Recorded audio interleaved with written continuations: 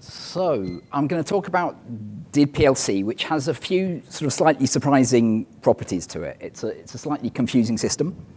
What does it mean? A self-authenticating decentralized identifier, which is strongly consistent, recoverable, and has key rotation. Okay, so 4 things: strongly consistent, recoverable, self-authenticating, and key rotation.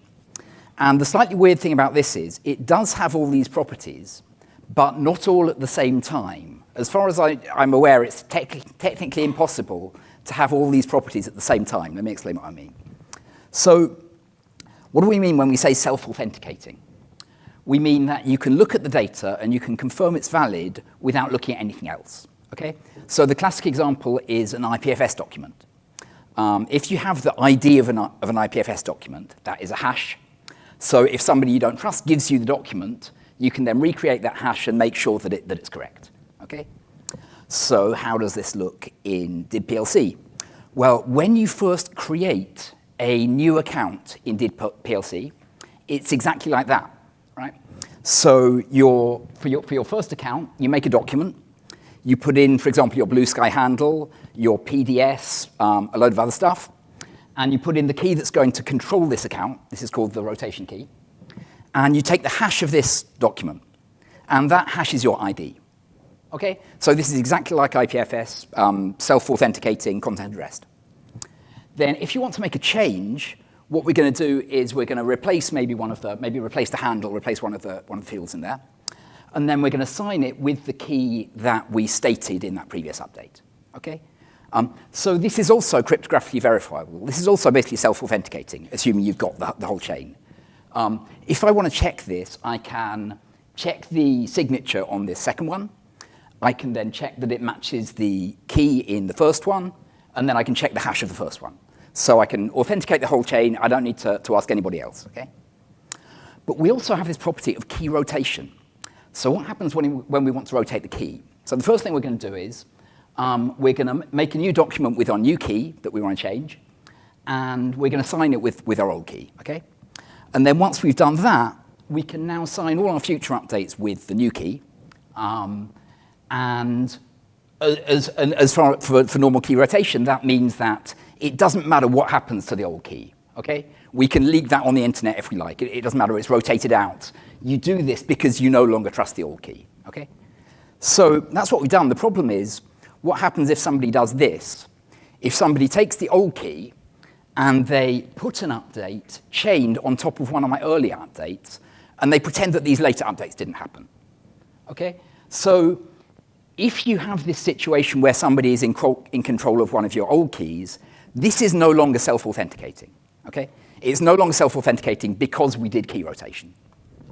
So we've got these kind of really different properties. Even though we all have DIDs and they look the same, different DIDs have really fundamentally different security properties. Some DIDs, your initial document is self-authenticating a content at rest. Okay?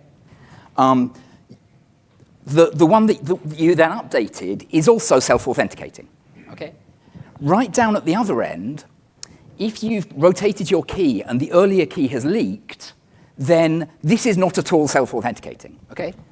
And then in the middle, there's this situation that a lot of people who have migrated their PDS are in, where you have the key in your history, but that key hasn't leaked, right? So if you're on Bluesky, you've probably got their rotation key in your history, but that key, as far as we know, is still secure. So there is only one chain of your identity, but we don't know what will happen in future. So this situation at the top is very, very blessed, right? This is wonderful. This is just like, this has the same security as like an IPFS hash or a Bitcoin or an Ethereum address or, for example, a Nostra ID. So if you run into like a Nostra enthusiast who is concerned about, like I heard about this central server that I'm going to talk to you about, you can tell them, if you are happy with the Nostra feature set, right? Because the way they do it in Nostra is just don't do key rotation. You just don't lose your key. If you're happy with the Nostra feature set, you can have Nostra-style security with did PLC, right? But once you use this feature set, in certain circumstances that are kind of out of our control, we then lose this security property and we end up with kind of a really differently secured system.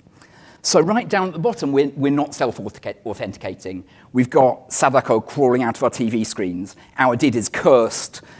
We can no longer verify just by looking at it whether it's correct or not. Okay? So the solution in DID PLC is to use a trusted sequencer. So the job of a sequencer is to say, this is when this update was published, and since I know that this one was published earlier, I then know that the evil one that we did later is invalid, right? So they can choose the canonical chain and the correct way to resolve your ID.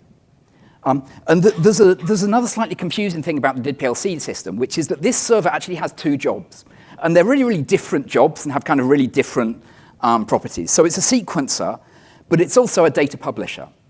And you didn't have to do these together, right? These are fundamentally different things. They could have been, they're different roles, they could have been done differently, and they have really different implications.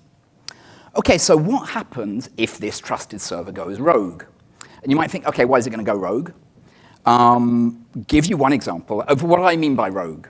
So we had this issue in Turkey where there was a legal proceeding in Turkey that said that Bluesky had to ban some Turkish dissidents, okay? And they didn't do this at the level of the directory. They did this just at the level of their PDS. But what this shows us is these well-meaning people, they are not in the tank for the Prime Minister of Turkey, right? But well-meaning people can have pressure put on them to do things that they will not necessarily want to do, okay?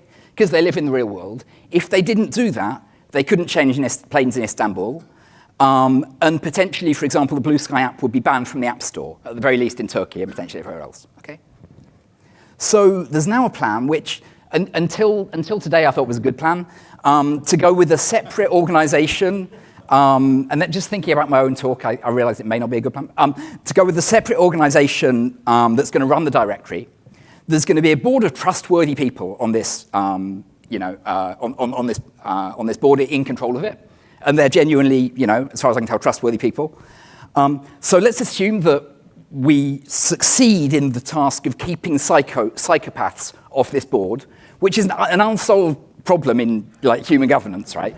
Generally, the first generation may not have psychopaths, but they seem to somehow get there. But let's assume that they're all honest, well-meaning people, and they care about AppProto. Let's look at a similar example. Private universities in the United States have a kind of a similar governance structure. And they're actually a really good case for this kind of governance structure. So if you're trying to govern a private university in the US, you've got a bunch of alumni who really care about the institution, right? They really care about the school. And if they don't care about that, they care about their own personal reputations. So this is a really good case for this governance that we're doing with PLC directory.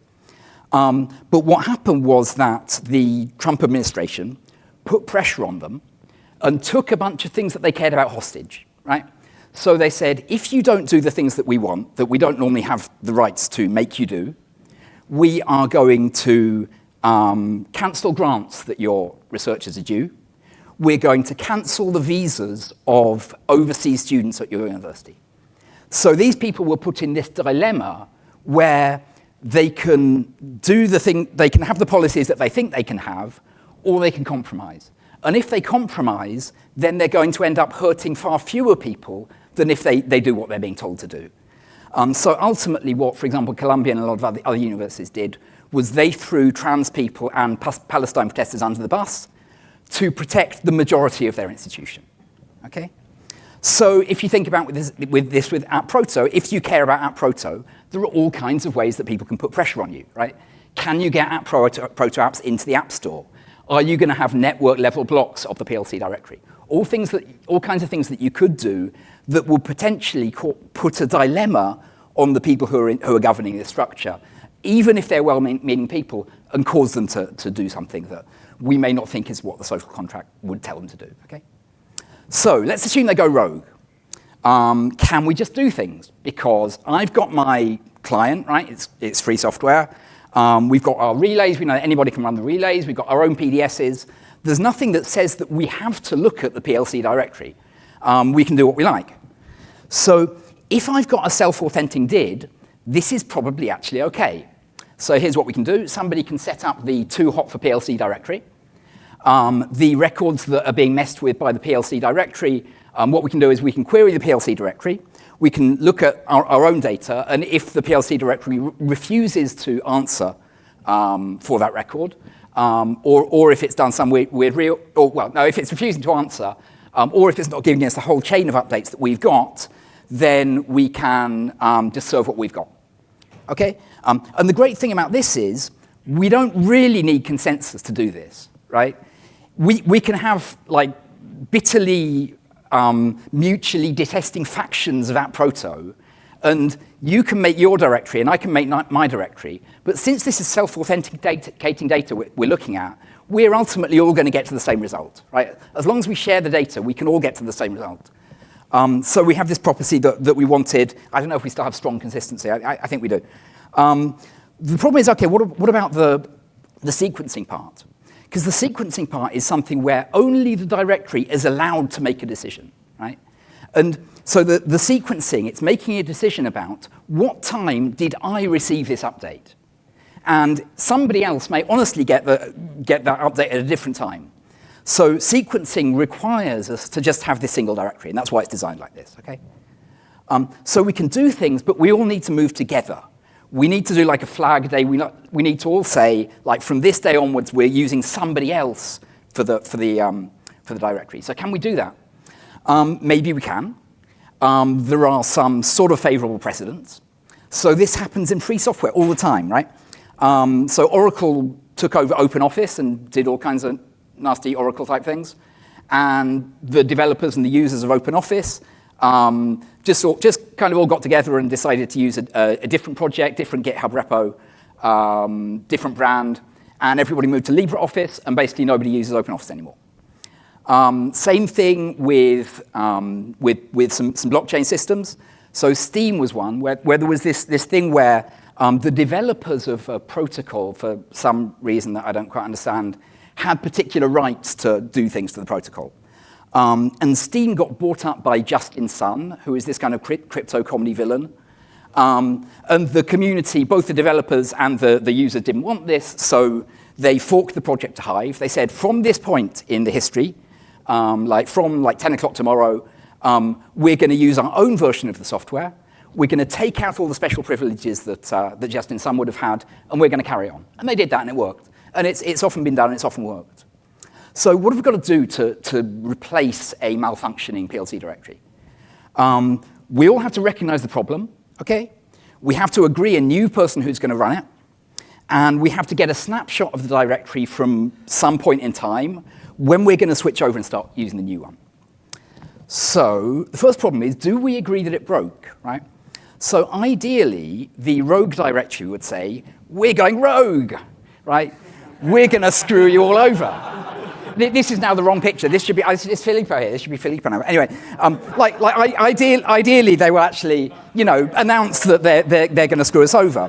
But the problem is, they're the adversary, right? They're not trying to be helpful to us. And the adversary gets to pick the battle, right? So if their goal is, let's say that they've decided there are a bunch of bad actors on ATproto, and they need to get these bad actors out of the directory so that they can get ATproto spreading properly in corporate environments which are stubbornly resistant, whatever they want to do, right? They get to set the precedents. So they can reorg out Jesse Single. I don't know if you're familiar with this guy. There's a guy who's really, really unpopular on Bluesky. He writes nasty things about trans people. Bluesky users are always badgering Bluesky to ban this person. And Bluesky is saying, well, he hasn't actually violated the terms of service, so we can't. If you do something that to me looks rogue, but is reorging out Jesse Single, this is very popular among Bluesky users. Another thing they can do is they can pick at the factional fault lines. So right now, we're at this very blessed time of a new decentralized community where basically everybody's friends. And you can just see here and there the little green shoots of what in the future will be a vast forest of bitter factional grudges. And they can work on these, right? They can do something to somebody who's a bad guy to one of the factions. The other faction loves us. Because what they've got to do here is they've got to prevent us from forming consensus. And it's much, much harder to form a consensus than it is to disrupt a consensus. Forming consensus is really hard. So if we're trying to form a consensus about we're going to move over to this guy because of this problem, they get to pick at those fault lines and make it hard for us. Okay, the next problem is, do we have an up-to-date mirror? So right now there's loads of really good work going on in Bluesky and outside Bluesky to make it really easy to run a mirror of the PLC directory. So ideally what happens here is, loads and loads of people have got their own mirrors. People aren't really relying too much on the PLC directory. But in any case, we can always get the latest data, and we can say from this point in time, we're not using the old directory, we're using the new directory. Okay? The problem is that they're the adversary, right? They're not trying to help us, and our ability to get this mirror is dependent on the adversary. So if you look at what any organization does before it screws the users over, the number one thing, day zero of initiatification, is to dismantle the accountability mechanisms, right? Dismantle anything that would give your users the ability to exit. So, for example, if you're Instagram or Reddit or Twitter, then you're going to turn off your API. This happens before the actual, like the algorithms go to shit and your application experience becomes useless. First, you turn off the APIs, and then you wait a bit. And that way, nobody else has got a way to give you, to help you exit, to give you an alternative. Another example, week one of the Trump administration, on the first Friday night, he fired the 17 inspectors general who were supposed to be the independent observers who would hold him accountable for corruption in his administration. If you're actually going to do corruption, you remove the things that will hold you accountable for corruption. Okay?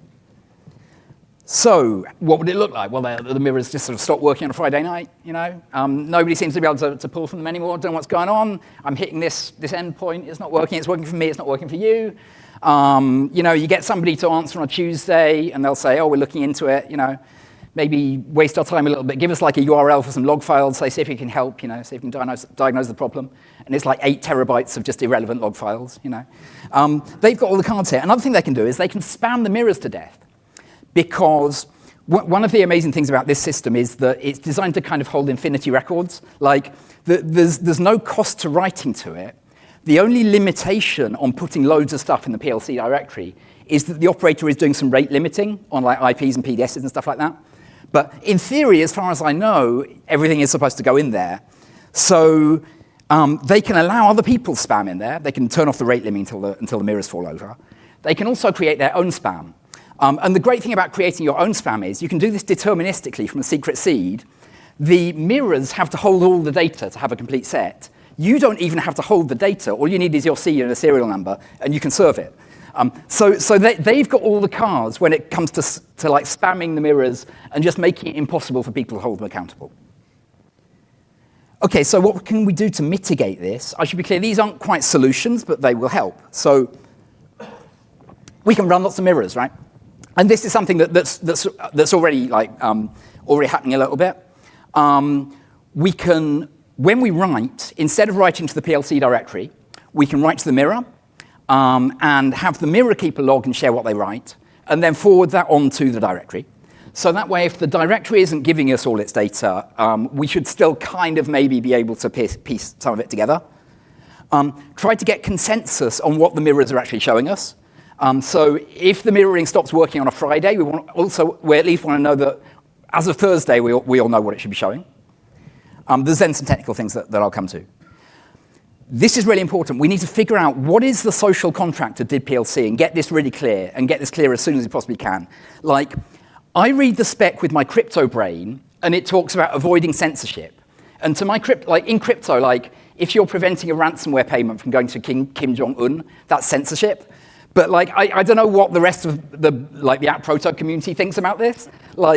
Is it the job of the PLC directory to accommodate everybody, spammers, scammers, malware authors? Are they all supposed to go in there or not? What's the deal?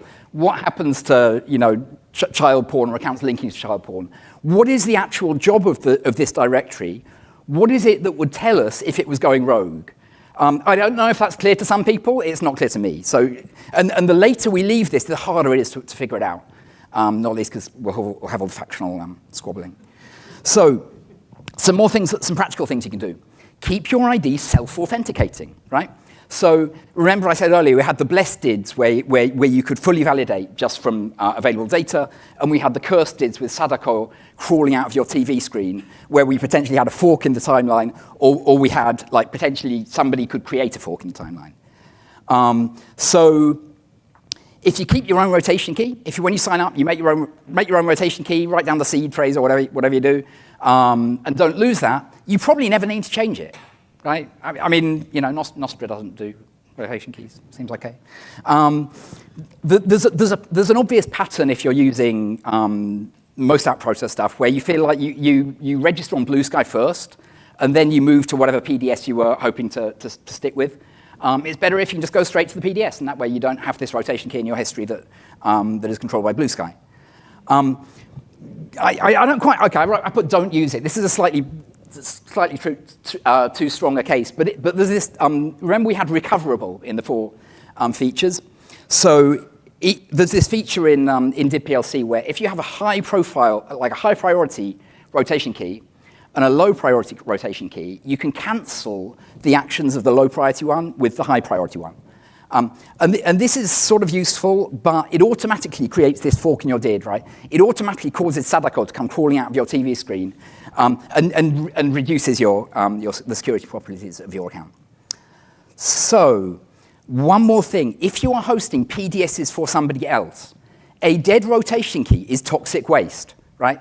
Plan the life cycle of your rotation keys. If you use, I don't know if this is still true, but when I tried it, if you use the stock PDS from that Bluesky provided, it will set 1 rotation key for all your users. And that means that if one of your users moves off your PDS, then you still can't delete it because you need it for other users. It'd be better to do what we do with the signing keys and create it when they sign up and then delete it if they move off, okay? So all this just makes it, it makes the individual user safer, but it also means that in the case where we have to do this switch from a rogue PLC directory, we have far less ambiguous data that we have to somehow deal with. Okay, let me talk a bit about ways that this can be more robust. And the first one I'm very pleased to say is happening. This is really cool. So T-logs, we heard from Filippo earlier about T-logs. This should make it much more reliable to mirror. We can all tell that we've got the same mirror quite easily. We can quite easily sync up on the same thing, and we've got like a log of the history of what the sequence is actually sequenced. So this is really important. We can have loads of people with like very lightweight devices verifying that log is being appended to and not like reorged, as I understand it. And we can also have people run monitors who check that the rules are actually correctly applied. So this is all really great, and it will really help. Ideally, we would push this as far down the stack as we possibly can, right? So ideally, if the directory stops cooperating with this system, we want stuff to break. But this is the problem of having this kind of single position of authority. They've got the official organization. They've got the single right privileges. The problem with this is they have the ability to just kind of turn that stuff off, right? Because if you're a developer, you know, you've got a choice between no records and invalid records. What are you going to do, right? Unless we can really, really quickly coordinate this flag dome and move to a new directory.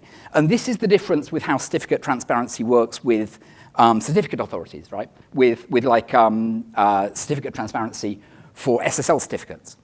Because there, if you have a bad certificate authority that refuses to participate in the or that breaks its participation in the scheme, which apparently does sometimes happen, your users can always get a certificate from another authority. But this is specifically the power that we don't have, at least in protocol in this system. You cannot move sequencer in DidPLC. All we can do is try to coordinate this incredible flag day. There's a proposal a while back by Nick, who some of you know, to make it possible to choose your directory.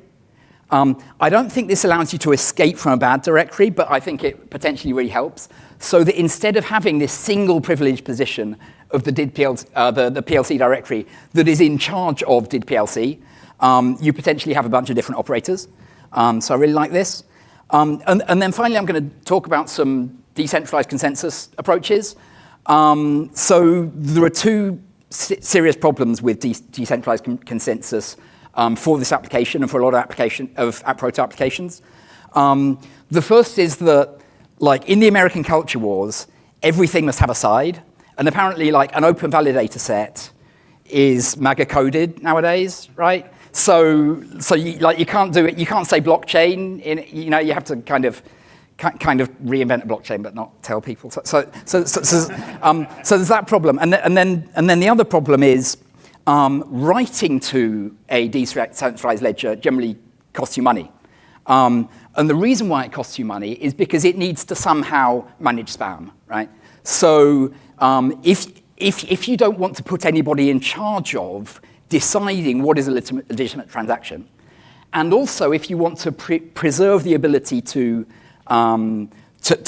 mirror the entire data set, then the only way I think that anybody knows is to charge money to write.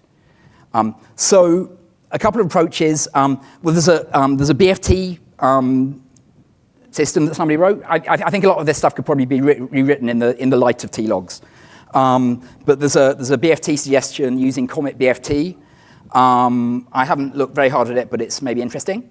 A couple of ideas by me. The idea here is, if we're going to use a blockchain, we want to have to avoid writing to it all the time. And we especially want to avoid regular users having to write to it. So I wrote a couple of things. P2P guardrails. This is a suggestion where, firstly, you can change your sequencer. So if the directory is bad, you can escape. Secondly, if the sequencer refuses to sequence something for you, then you or somebody on your behalf can send it to the blockchain, and we can read it off there. And finally, we do some reorg protection based on kind of T-log-like checksums, so that you can prove that you previously had something already accepted and that it shouldn't be reorged. And then finally, this one, did cow. This is a proposal for a new kind of did. And I actually, what set me thinking about this was I saw that people are trying to do organizational control of DIDs. So, for example, you've got a decentralized organization, you've got a bunch of different people, and they all want to share control in some way of a DID. And this is something that some of the blockchain tooling does really, really well. So I thought it would be useful if you had kind of an explicitly kind of blockchain oriented way of doing this. And the proposal is very simply, you make an ID with the controller blockchain address that wraps your regular ID. You don't have to do a blockchain transaction to write this, because if there's nothing on the blockchain, we're just going to use the thing that was in your address. And then if you want to move your wrapped ID, let's say you lose trust in PLC, or you want to move from a cursed PLC entry to a non-cursed one, or you want to move to a did web or a different did web, whatever you want to do, you can repoint this one with a blockchain transaction. Okay, so that's all I got. I've put links for all the technical things I talked about up here, and I've also pinned this to my profile. I'm Goat Navy on Bluesky. That clock says 1 minute, but we actually have a couple minutes. So do we have any questions? And actually, no, first, thank you. This was amazing.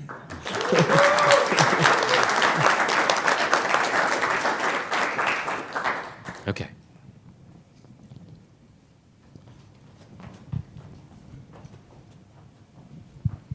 So why don't we just all use did webs and then push the fight to the DNS layer? Yeah, if you'd asked me that a year ago, I would have said we should all use did webs. But at that time I had very naive assumptions about the nation-state governed liberal institutions. With a did web, everything is under a registrar, which is under a nation-state, and it seems like nation-states will turn to fascism even within a 3-year time span or something. So I don't feel that confident having a did web for the next 20 years. If it was 5 years, I'm kind of cool with the did web. So yeah. So I think for long term there's that, and then the practical problem with did web is just that people have a hard time not losing their control of their domain, and also that the registrar will keep putting the price up of the domain as well. So. Hi. Thank you for all of the list of things we can do to screw everybody over. No, okay, seriously. Speaking of my personal capacity, but okay, so homework. Sounds like we should make the policies for what is and isn't going to go in explicit, so they will bind us for the future. We should, like, T-logs are good, I hear, and maybe consider T-log witnesses, T-log mirrors, T-log monitors. Monitors are permissionless, but witnesses, anything else? So apart from kind of changing the whole system, actually, one thing that that occurred to me the other day was. It would make more sense to separate out the reading and the sequencing, right? So if you are writing that T-log, you don't necessarily need to be running the directory. Does that make sense? Right, you need your own version of the directory, and you give proofs to people when they ask to write to it. But anybody could be running those directories. And I think it would be really useful if we could just avoid this social point of like the PLC directory, which is clearly like the dictator of all things PLC. That would really help. So like at least potentially, maybe have different organizations. Maybe Bluesky should keep PLC directory, and you should just do sequencing at the non-profit. And the non-sequencing part here is just a read-only service that makes things available. Is that right? Well, actually, there's a couple of ways to do it. One way to do it would be just to do timestamps. So you would literally get a message and say, what time did I give you this message, and then you give it back to them with a signature. But I think you could do something similar with the T-log, like some feature of T-logs. Yeah, I think the T-log equivalent is a read-only replica, which can also choose to the set of witnesses that sign that T-log. But that can be done permissionlessly. Like anybody can spin one of those up downstream of Anybody can spring up a mirror. But what I want to communicate here is that the switching over from the PLC, the PLC, it's a social arrangement just as much as a technical arrangement, right? So who do people think runs the PLC? And this is why earlier I said, like, until I was practicing this talk, I thought it was a good idea to move to a new organization.